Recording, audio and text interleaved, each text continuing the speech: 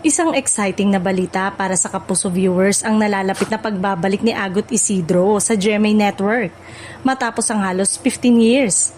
Matagal ding nawala si Agot sa mga proyekto ng network kaya naman marami ang sabik na muling mapanood siya sa Kapuso screen. Ayon sa mga usap-usapan sa industriya, may inihahanda umanong espesyal na proyekto ang GMA para sa veteranang aktres. Bagamat hindi pa inilalabas ang kumpletong detalye, sinasabing kakaiba at malaking role ang nakalaan para sa kanya. Kilalang mahusay at versatile actress si Agot pagdating sa drama, kontrabida man o matinding character role. Sa bawat proyektong ginagawa niya, palagi niyang napapahanga ang publiko sa kanyang natural at makapangyarihang pagganap. Marami tuloy ang naghihintay kung anong klaseng karakter ang kanyang bibigyang buhay sa pagbabalik na ito. May ilan ding nagsasabing posibleng maging bahagi siya ng isang malaking primetime series na kasalukuyang binubuo ng network.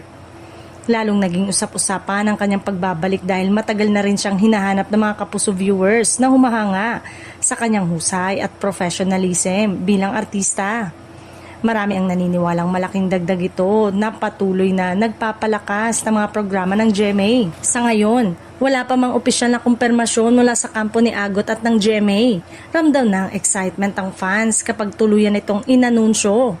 Siguradong magiging isa ito sa pinakaabangang television comeback ng taon.